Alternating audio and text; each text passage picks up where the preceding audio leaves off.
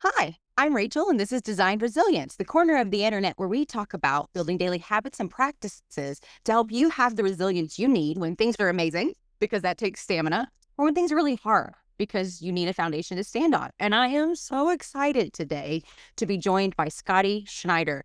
This is a man that I didn't know. I was referred to him as an amazing guest.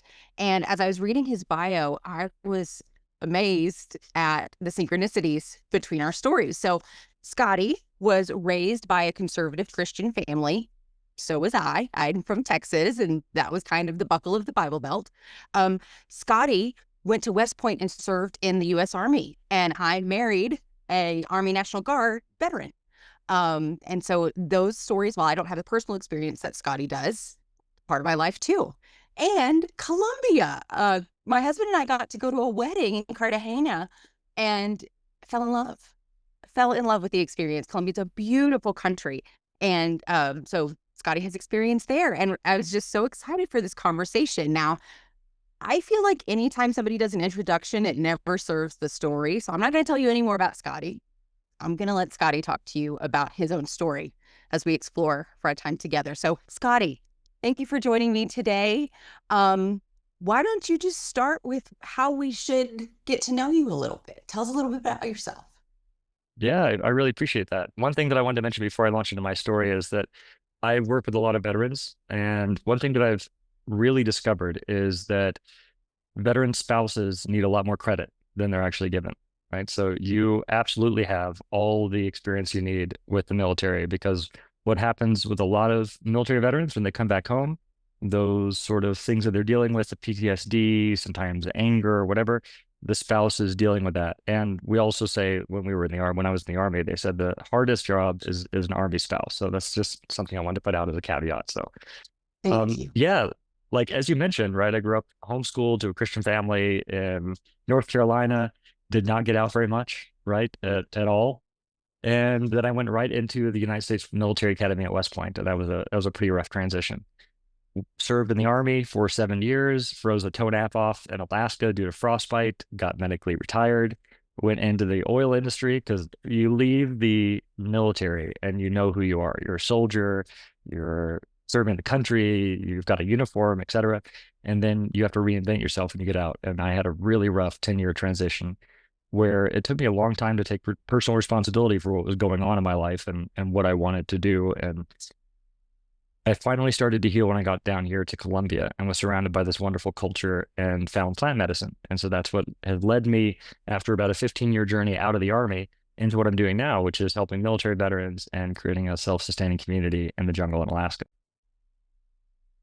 So many questions. Incredible story. So, Thank you.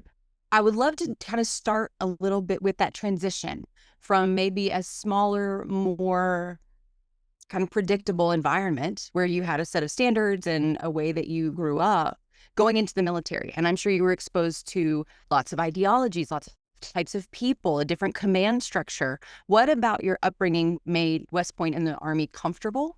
And then what about the transition? What did you grow um, that Mm. benefited you? I know there was a lot of things that we'll get to talk about that you had to heal from, but what were some of those Yeah. strengths that you brought from home and then grew in the military?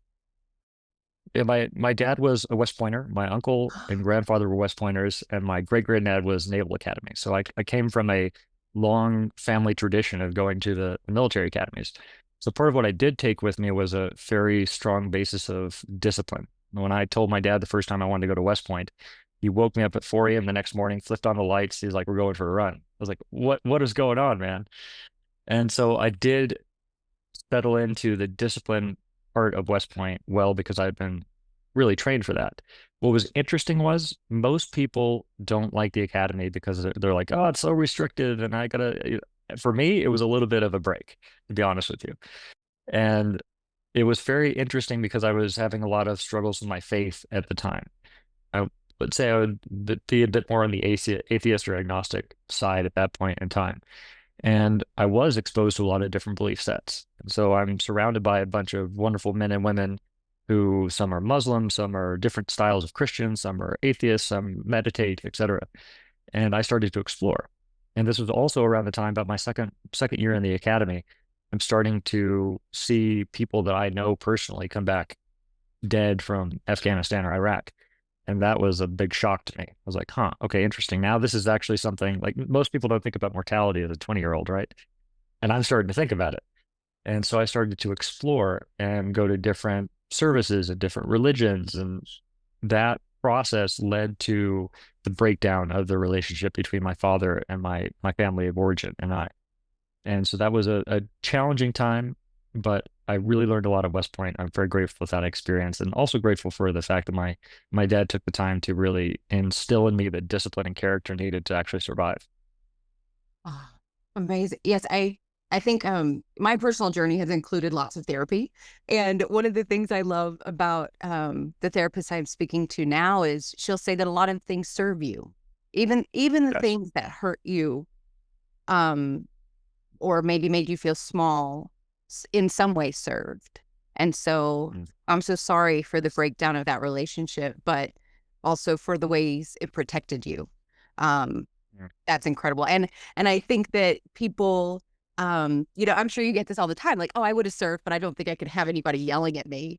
And for those of us who mm. came from households where like that was the way we communicated, like it's like, oh, that's hardly the hard part of it. Um, so brilliant. So you serve and you lost toes to frostbite.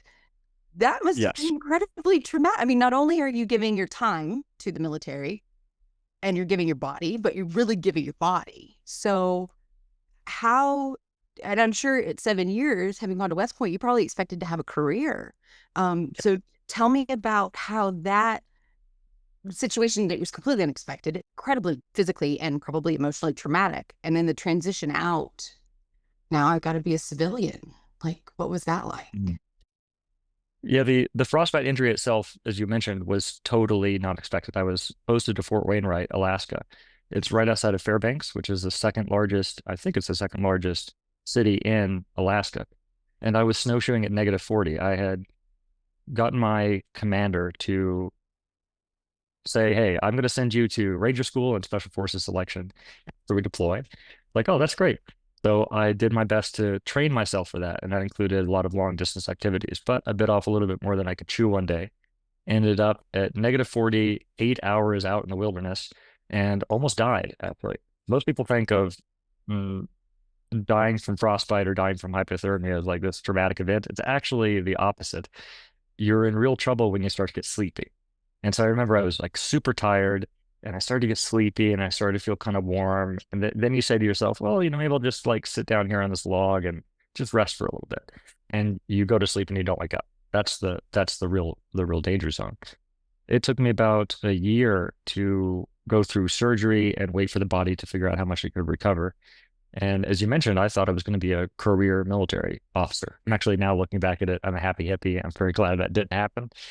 But that was a real shock to me. And I remember it was one of the lowest points of my life, just trying to figure out what am I going to do and who am I? And the military said, hey, this is what you need to do to be happy. Serve people. You're part of a structure, you're part of an organization. And I sort of adopted what I think the world, if you want to put it in quotes, the society tells us we need to do to be happy. Get a job, get a car, get a partner, get a house, all this sort of thing. And so I did that, and that didn't work for me either. And for this point, I'm getting frustrated. I'm going to be a couple of years out of the military. The only thing that I did really take from the military was a binge drinking culture. So instead of acknowledging the challenges that I was going through, instead of searching to become a better person, I covered over the things that I didn't want to deal with alcohol, and that made everything worse. So 3 or 4 years of that, I couldn't hold a job, couldn't hold a relationship. My life was an absolute shambles. And so I was like, well, I got to figure out something else. I think it breaks my heart because I think that's so much more common than, Yeah. and I speak from experience with my husband, is that he choicefully separated. They disbanded his unit, and he had a couple of options. He could uh, learn a new Army job. He could Hmm. go to an infantry unit farther away in the National Guard. He's driving to the drills and things like that, or he could get out after 12 years. And watching him go through that transition of having a monthly anchor to his guys and their routines and things like that, to coming out and getting a civilian job. And he even went to work for the state government. And seeing the difference, the expectations that he had coming out of the military, of the way people operate and the way things are done, and the urgency with which things are done, the way people communicate, and having to deal with that difference of expectation. Like, I expect chain of command. I expect everybody's got a job, all of these things. And it's frustrating. And it's, I couldn't relate to all of the things. I went to college, I got a corporate job, and, I was like, yeah, this is how this works. And I know he felt like, did I waste my time? Like, was I unprepared?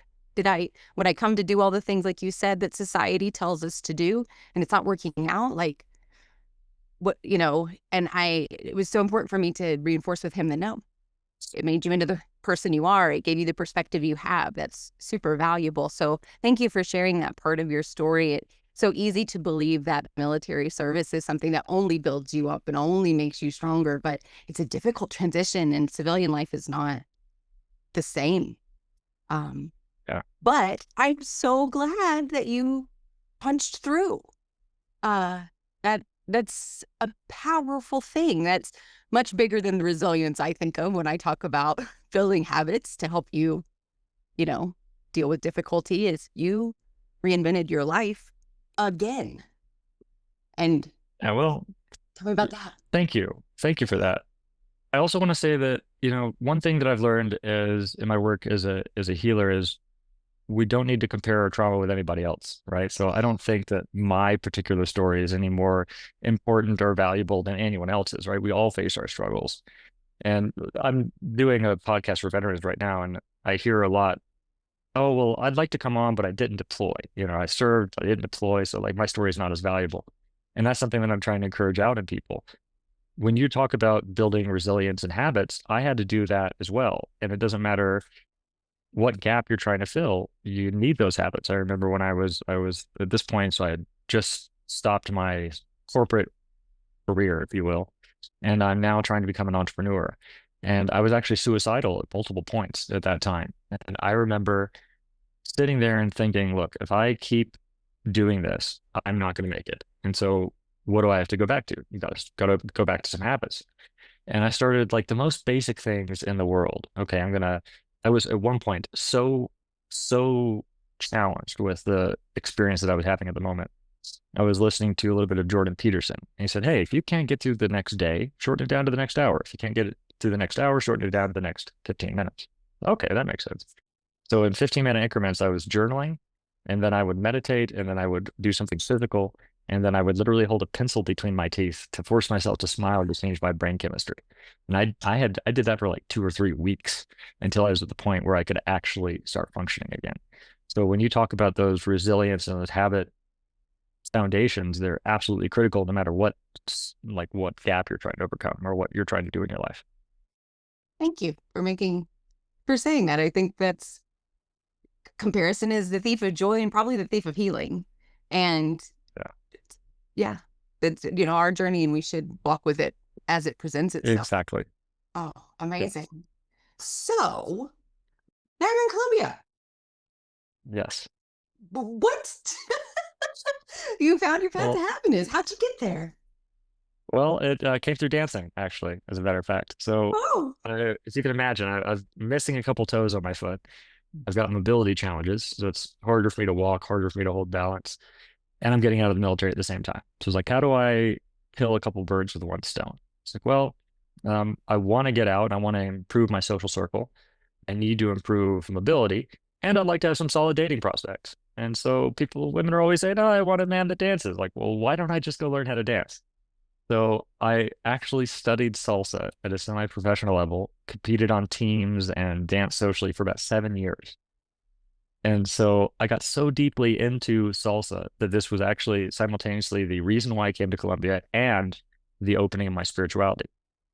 What I don't think most people realize is that salsa itself is a musical style and genre is heavily influenced by a lot of not only African traditions, but also native traditions. So especially in the Caribbean. So the Bomba and Plena Indians of those are the rhythms, the Taino Indians of Puerto Rico, Cuba, Venezuela, Colombia, all these different indigenous traditions come through in an expression of dance. And I got so deep after 7 years of studying it that I was like, I want to go figure out from the original peoples what this means, because I would be here dancing, and part of the dances are also it's a way of praying. It was a way, like if you think of African spirituality in the times in slavery in the US, there are dance moves and salsa that pull from that tradition. And so I'm sitting here on the dance floor, surrounded by 30 or 40 people dancing to salsa, and I'm making these movements and I'm starting to feel spirits and energy. I was like, what is this, man? I'm just like this white kid, West Point graduate is like if I can't see it or touch it, I don't understand it. It was wild. And that was the opening to my spirituality. So I ended up in Puerto Rico to explore this more.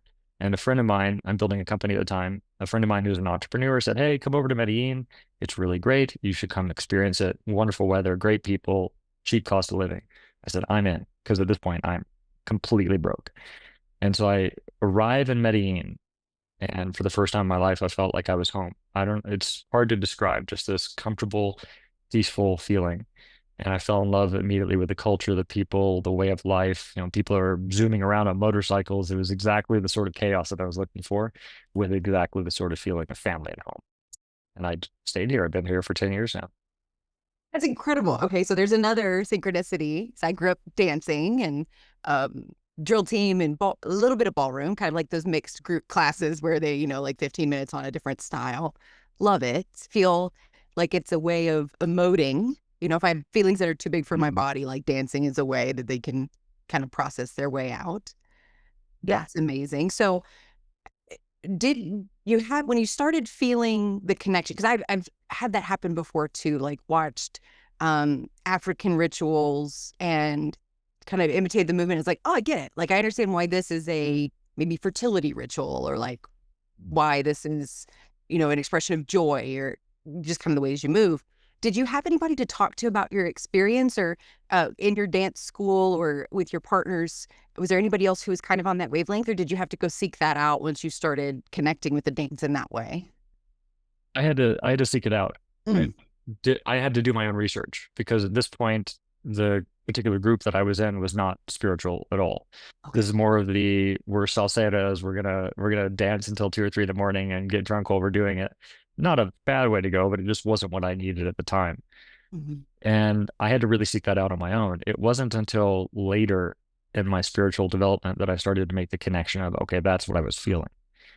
It was something that was a complete paradigm shift for me, and that I knew I needed to explore more. And that was what I would call the first part of the call to me.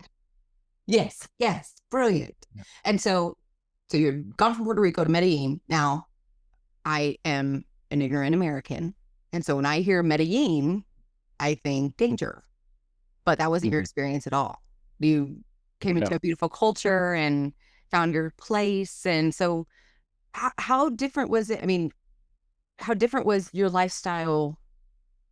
Did it get very small? Did it have to become different? How did your life change moving to Medellin? Well, it's an interesting. So the Pablo Escobar murder, dangerous time in Colombia was about 40 years ago, I think, at this point. Yeah, maybe a little bit over 40 years ago. So it's about a generation or so in the past. And Colombia as a whole is trying very hard to get away from that. But it has left them with some very significant marks on their culture. First of all, their entire culture as society has been in some sort of civil war for a long time. And so it's left a mark in their culture, in that they tend to be a little bit more insular, like meaning very tight-knit social groups. So you'll go out as a group, you'll come back as a group, and that's a bit challenging for somebody like a independent American to understand. And there's also quite a bit of, I'd say, petty crime. So, for example, I think, in the first year I was here, I think I lost 3 or 4 iPhones, because you just have it hanging out of your back pocket, or, you leave it on the table and you go dance, you come back, it's not there. That sort of thing happens. And so when I initially got here to Colombia, that sort of, oh, this is not a safe environment, that kind of triggered a little bit, the the hyper vigilant military officer in me until I learned how to get past that. But once you get past that, really, if you're not looking for trouble, it won't find you. And that's pretty typical of everywhere in the world. When I was at West Point, I studied Russian. So I went over to Russia a few times, St. Petersburg and Moscow. And it was actually quite similar there. I think that most places in the world are like that. Most people in the world are good. And as long as you're not looking for trouble, it won't find you. And I've never really had any major problems here. And I'm an adventurous guy. Like the last couple months, I've been traveling to visit some of my teachers. They are indigenous teachers from the Siona tribe in between Ecuador and Colombia. And part of the problem between Ecuador and Colombia right now is it's a major trafficking point for drugs, for armed cartels that are trying to transition up into Mexico. One of the things that Colombia has, so Colombia is the northernmost country of Latin America, and it connects through to the rest of the north through a very small, like I think 30 or 40 kilometer impassable jungle area called the Darien Gap. And that's where a lot of drug trafficking comes through. In any case, there have been some dicey situations where the last time I went to go visit my teachers, I drove down there and I had to negotiate with armed terrorists so they wouldn't take my vehicle. But that said, that's a really rare kind of thing to happen. And I think that in general, I'm probably safer here than I would be in, say, downtown Chicago. Sure, Mike, and how beautiful that I'm sure it's one of the things I appreciate about my husband is like I'm kind of a passenger princess. I'm not super situationally aware. But he has all of that training and all of that, kind of head on his swivel situation. He's constantly assessing everything that's going on. So I benefit from that. And you have a experience in your life that's allowed you to be calm in that situation and not just panic and be like, Yeah. take the car, I'll just walk home from the jungle. Well, that was by purpose. I didn't mention this, but the reason why I joined the military and went to West Point in the first place was because when I was a kid, about 13 years old, I was with my church group on a whitewater rafting trip. And we were coming up a one-lane mountain road, dirt road in West Virginia, and the bus driver got a little bit too close to the right side of the road, which had no guardrails. And so half the road collapsed, and suddenly the bus is like teetering back and forth, and it's like 300 or 400 meters to the river below. Like if the bus had gone off, we would have died. And I was the only kid. I was panicking so much that I was looking at them, my hands were just like waving back and forth. I couldn't even get my seatbelt undone. So I was thrown bodily out of the bus. And I remember that my dad was the last person off the bus, even though he was only responsible for me. He really demonstrated a lot of courage and peace amidst chaos that day, the ability to lead people even when it's life or death situation. So that's why I went to the military, so I can get those sort of things. So when I drive up to the border, it's if you can imagine, it's not like a controlled border. It's just the river separates Colombia and Ecuador, and there is a native-owned ferry that goes back and forth. And so I drive up, and there are my Taita, my teacher. He had called me about an hour or two before I made the final trip because to get from Medellin to the border is about 24 hours of driving. And so he called me when I'm about 2 hours away from the border. He said, "Hey, by the way, be careful because there are some armed groups operating. We weren't necessarily expecting them, but they're there. So we're praying for you. You're going to make it through safe." Okay, no problem. Oh boy. And so I arrived there at the ferry, and we have to wait for the ferry for about 30 or 40 minutes. And this is the most dangerous part of the trip. This is the military situational awareness part of me. Like, so, okay, there are 7 military-aged males with short haircuts and go-ruck bags of tactical gear. This is not good. And then I said, okay, what can I do about this? Well, I'm not in the military anymore. I can't call for backup. So I'm going to put on the sales hat. So I get out of the car and I walk up straight to the guy that appears to be the leader. He's kind of looking at me sideways. I said, "Hey, can I buy you a beer?" He said, "Sure." It's like, "How about beers for everybody?" And I bought everybody beers, and we just drank beers for about 30 minutes to an hour while we waited for the ferry, and I just got to know him. And that was what I think got us through safe. That and my elders' prayers. Yes. Oh, so good. You have a book in you, sir. At least one. Oh, I very much appreciate that. So we have a cheers with the men, and we cross the river, and now you're with your teacher. What Yes. is that like? What are you learning? Because I know you have translated some, and now you also teach music. So Yes. Tell me, tell me all about that. So the indigenous tribes, not every indigenous tribe, but many of the indigenous tribes in the Amazon have separated and safeguarded the plant medicines for millennia. In this case, ayahuasca, rapé, which is a Amazonian tobacco stuff, a lot of different medicines that they have really carefully safeguarded and view as master plant teachers. And so when we go down to the jungle, that's my time to learn and advance. And my teacher he's man, he's strict. He's very Oh, strict. This particular tradition, like when you go into an ayahuasca, have you ever done ayahuasca? I haven't. I have listened to several accounts, but I've not done it myself. Okay. So like most ayahuasca ceremonies, you take the medicine and then you sit down for maybe 20 minutes and then the music starts. And it's like, oh, you have music and accompaniment. It's not like that in the jungle, especially with this tradition. You take the medicine, you sit in a hammock, and then you're in silence and darkness for about 5 or 6 hours, and it's excruciating. You're just sitting there and you have to deal with yourself and deal with the medicine, and it is really hard. And so we go down to put ourselves through the indigenous version of West Point when it comes to ayahuasca, to really train ourselves to have that strength and that discipline and that determination so that when we go back to the real world, we can help other people through difficult situations as well. And so that's sort of our training ground as healers, to learn from the masters so that we can help other people with their healing work. Wow. So some of the accounts I've read, and I'd love to know your experiences, um, that is things that may have been pushed down, thoughts, feelings, kind of rise, and that it's very visceral. That like maybe Mhm. they're crawling over you, or that you're feeling this kind of where somebody may have compartmentalized something now that there's no wall between those things. Is that accurate to your experience? Uh, yeah, well, it's you can't really put any sort of boundaries around the experience itself because anything and everything could and probably will happen. Okay. Everybody experiences ayahuasca differently, Mhm. and everyone experiences it differently every time. You could take the same medicine 2 nights in a row and you'll get two completely different experiences. Okay. We believe the medicine is going to show you what you need to see or need to feel. So sometimes it comes out as a somatic experience Mm. where you're just shaking or you're hot and you're cold or you're vomiting or you're crying or you're laughing or you're making animal noises and you don't know why. Other times you're sort of sitting there quietly and you're just looking at your entire life go past. Other times you go into Venus or some other crazy vision. It really is impossible to tell. It's really magical the way that it works and very difficult to describe it because we have no concept of how to describe it because most of us have never been in other non-approved consciousness states. Like most of us have been drunk, right? That's a different consciousness. Mhm. But most of us haven't been in these sort of healing specific consciousness states. And so for someone that spends most of the time, like you and I are talking, in normal rational consciousness, there's almost nothing to compare it to.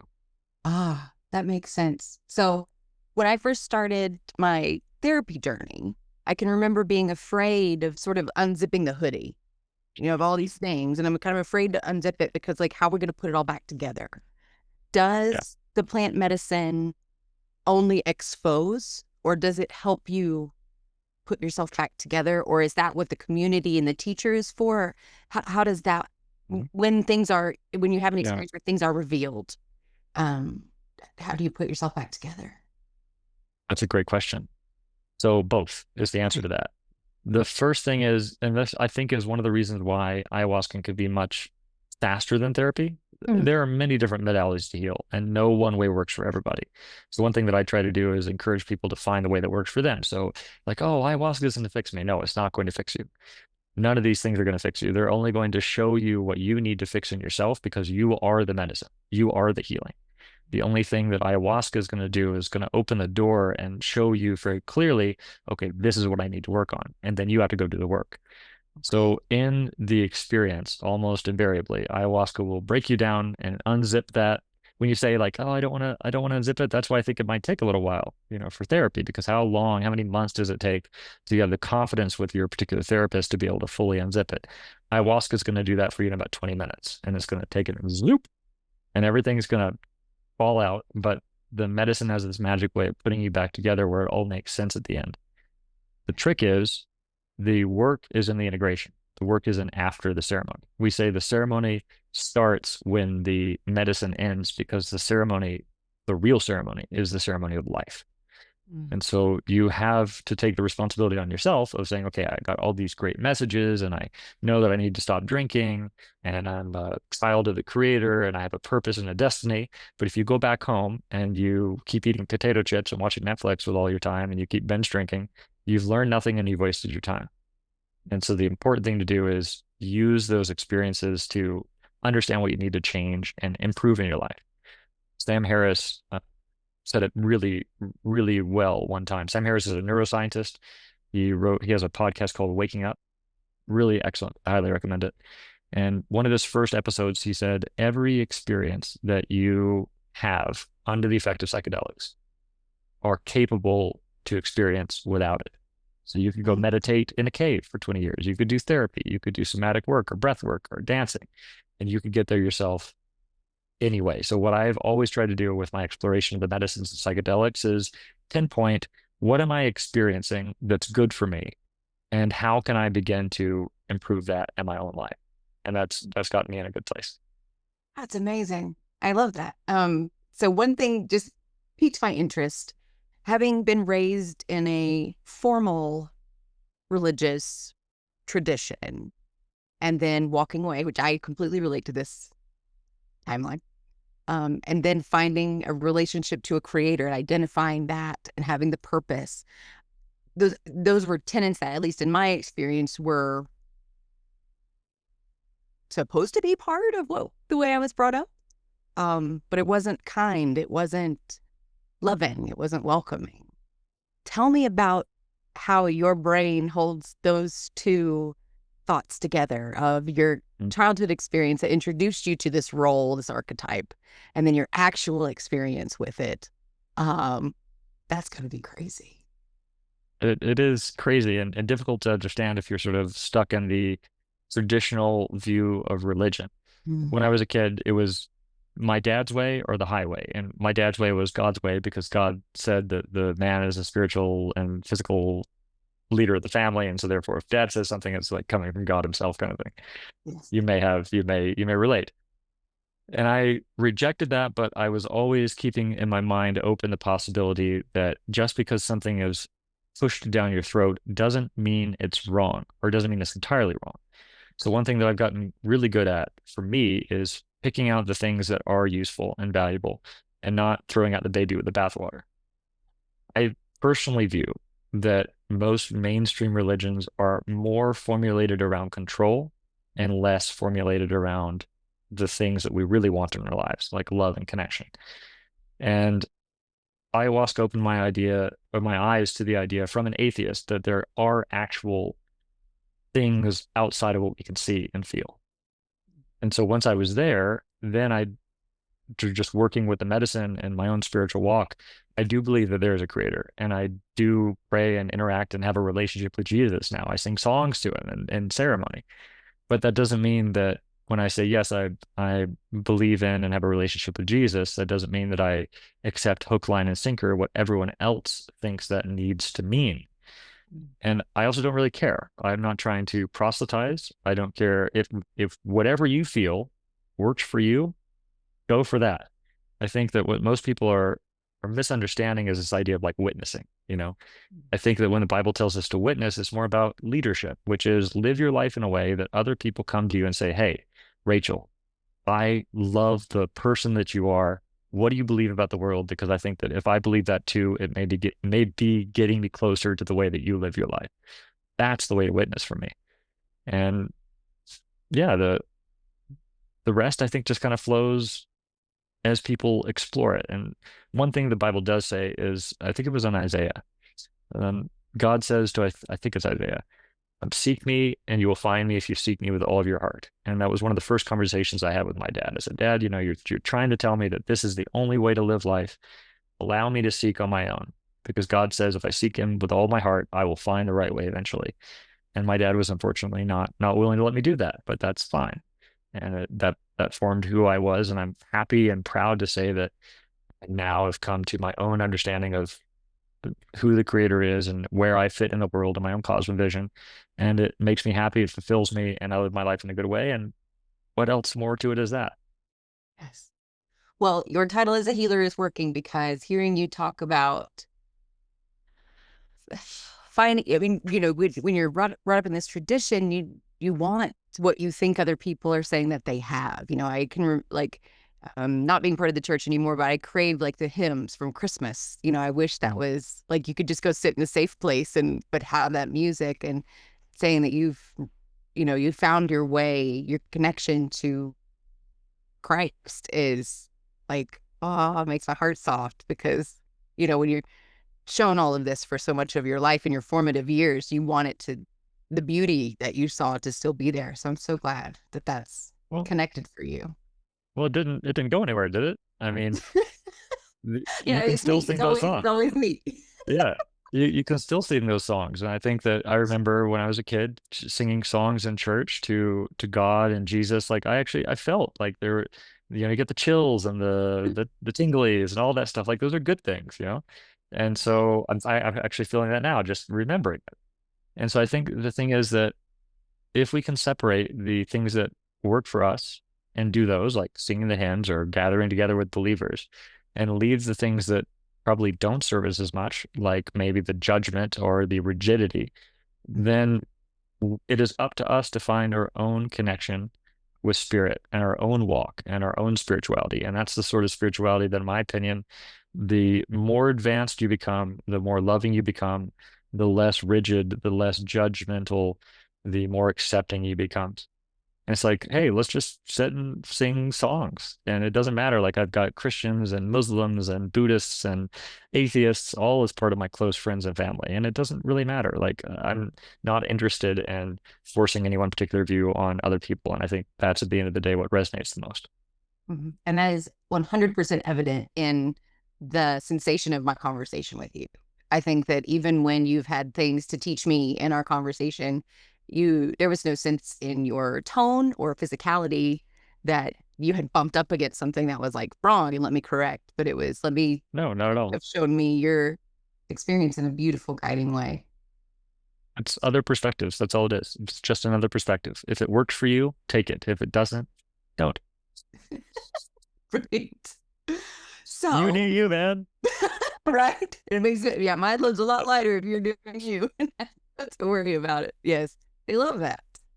Um, so you are learning from a teacher in order to teach, and you have started teaching guitar lessons to accompany the journeys. So Yes. did was that a need you saw that needed to be filled? There weren't enough musicians to accompany the journeys, or this is just a passion that kind of came through? How did you get to teaching musicians? A passion, a need that I saw, and an order from the medicine.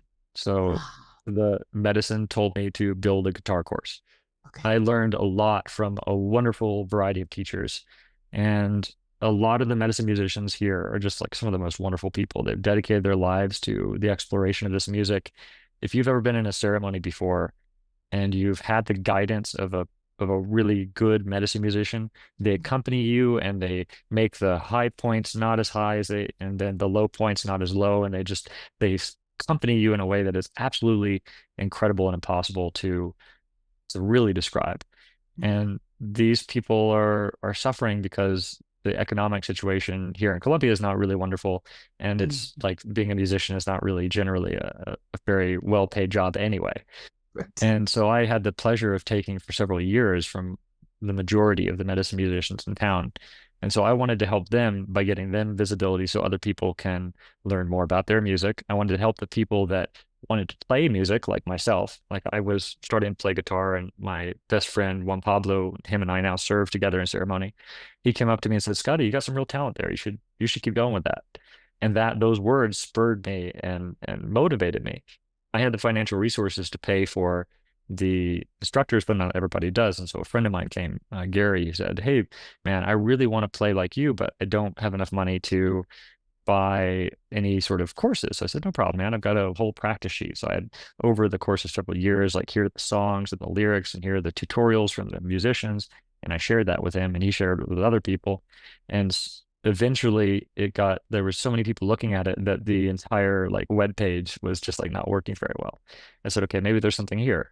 And that's when the medicine said, go make this happen. So I used my own money to pay for the instructors and their time, and any people that they got that were interested in taking lessons for them, I routed directly to them. And in about 4 months, we had 8,000 people Oh on the my course. goodness. Just like Wow. 0 to 4 months, 8,000 people. And so that's been a tremendous way for me to give back. Because one thing I've learned about the universe for me is that you give to people and you act in abundance, and abundance comes to you. Yes, absolutely. Oh my goodness. So you teach 8,000 people how to play the music with the journey. So do many of them just learn, or do they become associated with healing groups, or um yeah, is it kind of for self-fulfillment, or are they finding places to plug themselves in? Mostly, well, either or. Mm. Doesn't really matter. I don't keep a huge track on where our students are going necessarily. I mean, sometimes they tell me, sometimes some of them are playing in ceremony, some of them are already ceremonial leaders and they're trying to get better. And more than anything else, it's also a very important. There's another element to this, which is the preservation of these teachings. So Mm. part of the problem is that to train a person to become a medicine musician or a medicine facilitator takes many, many, many, many years. Usually, the indigenous tribes, the mothers and fathers would pass their teachings on to their children. But with the advent of technology and like the children want to move out of the tribes into the cities, there are not a lot of people that are taking these traditions. And there's incredible amount of wisdom and really useful gold that is hidden inside of these songs and these traditions. And so part of what we're doing is also saying, okay, here are the songs of the Siona tribe, here are the songs of the Inga tribe and the Kofan and the Awa and the Demuna Wiwa tribe. And so all of these different tribes have their songs now recorded because their languages are disappearing and their songs are disappearing. And I'm also fighting a battle to make sure that doesn't happen because it's too valuable to let go. Absolutely.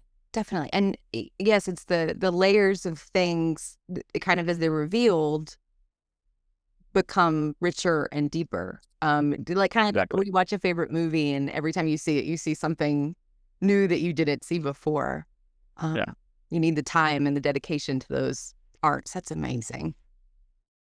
So, what is the next evolution for you? Is it deeper in this plant healing and music and all of that? Is there, yeah, what are you looking Yeah. forward to? I'm very close to not having to work in the real world again. I'm currently a remote salesperson. I really enjoy that. I'm working with a wonderful company, a wonderful family. They've supported me, and through the work that I've done with them, I've been able to buy land. I've got about 35 acres in the Colombian jungle. I have built a Maloka, which is a traditional medicine structure and a community home. And I've got a community out there now. I've got several family of indigenous living with me. I have gifted the land to a variety of people in my immediate community and family who all were working the land. We're doing permaculture. It's a completely self-sustaining community. So a little bit longer here in the real world, and I'm going to be able to retire to the jungle, spend my time helping people heal, with a focus on veterans and playing music. And that's what I really want to get to because if we have food on our table and medical and a roof over our head and internet and electricity, what else do we really need? And that's what I'm getting down to is like I've taken the medicine so much that I'm just going native. I'm going back to the jungle to live like people have been living for thousands of years. I'm sort of disconnecting a bit, but not a bit, a lot. Yeah, that sounds amazing. That sounds amazing. Thank you. I think because the exposure to um modern life can feel very disconnected from what real life is. And you see bits of real life, whether that's connecting to your emotions or getting close to nature or exploring something in your mind. And you're like, this is where it is. This is where it should be. We've built a lot of frameworks that are not necessary to a good life. Yeah, miss me with all that. I just Yes. want to be in the jungle, grow some plants, raise my children, and have a good time and enjoy my life and help other people on at it. That's all I want to do. I love it. I love it so much. So I know our audience is not going to want this to be the last time that they hear from you. So where can people follow you, support you? How can they stay connected to you and the dreams and the path that you're taking until you unplug and go live your... I'm still going to be available. I'm not like retiring from social media. Okay. You can put our Okoyai, OCOYAI.com website that has the ability to communicate with us, to learn more about our retreats. We have a free course on ayahuasca and yahe, so really delving into those details. That's where you can access our free medical or our free medicine music course. We have a course specifically for veterans and the first book that I wrote specifically about my veteran experience called The Long Road Home. So all of that stuff is available for free on the website.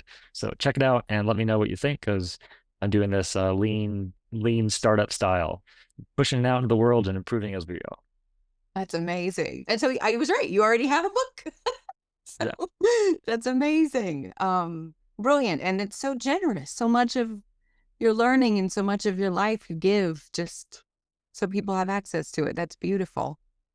I don't really have a choice. Like you heal to the point where you just have to give to people. It is a natural consequence of raising consciousness, I feel. Absolutely. Yeah. That makes sense. And it is evidence of your abundance. When you can give without need, then you prove that you are abundant. Oh my goodness. Well, thank you so much, Scottie, for your time today. This has been a brilliant conversation. I was so glad. It's my absolute pleasure, Rachel. Likewise. And so thank you for the gifts that you give. Thank you for the journey that you walked. Thank you for never giving up. And always finding a way to come back to yourself. That's the most important thing you can do. Thank you so much for the work that you're doing as well and sharing these stories. It's I know it's not easy, so thank you for doing it. Oh, it's my pleasure. Well, I hope you guys found this amazing. Do not disconnect from Scottie. Go to his website, hear his music, keep those indigenous traditions alive, even if it's just in your own head, and look for ways that he can offer his healing because he's learning from the best. Thank you so much, and we'll see you next week.